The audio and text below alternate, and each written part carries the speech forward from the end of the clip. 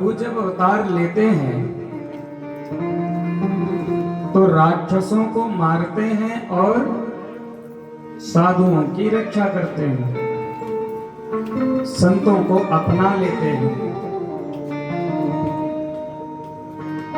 तो ऐसा क्यों है? तो वेदव्यास जी ने लिखा कि भगवान राक्षसों को मारने के लिए जन्म नहीं लेते, भगवान तो संतों की रक्षा करने के लिए जन्म लेते हैं। और राक्षसों को मारना तो ये एक गौण कार्य हो गया, जिसको कहते हैं अप्रधान कार्य। प्रधान कार्य ये नहीं है भगवान का कि वो राक्षसों का संहार करने के लिए अवतार लेते हैं। मुख्य कार्य तो ये है कि विप्रधेनु सुर संतहित लीन मनुज अवतार और निज इच्छा निर्मित तनु माया गुण गोपाल रक्षो बधाई वन केवलम विभो। व्यास जी का वचन। राक्षसों के वध के लिए तो भगवान अवतार ही नहीं लेते। वो तो ऐसा है कि जैसे यहाँ पे एक व्यक्ति ने अपना घर बनाया और इसके बाद उसकी ऐसी नौकरी लगी कि वो विदेश चला गया। अब जब विदेश चला गया तो वहां पे घर द्वार सब अपना बसा लिया, रहने लगा। कई सालों से वो अपने यहाँ भारत देश में नहीं आया।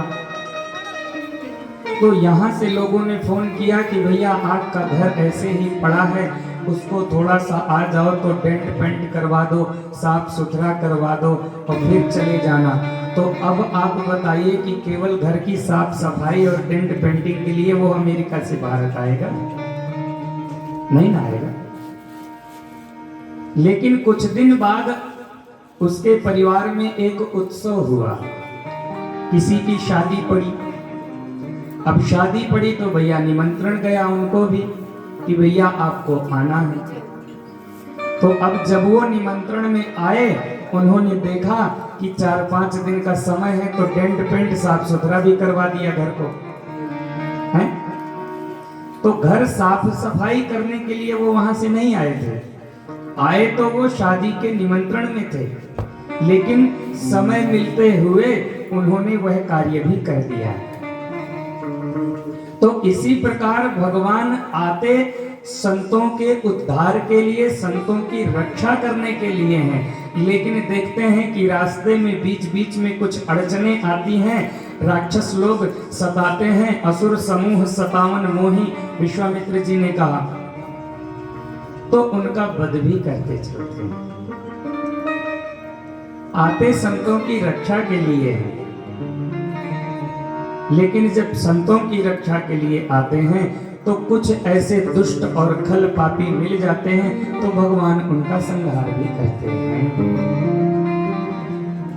मथुरा में कंस का जब अत्याचार बढ़ा तब भगवान ने जन्म लिया।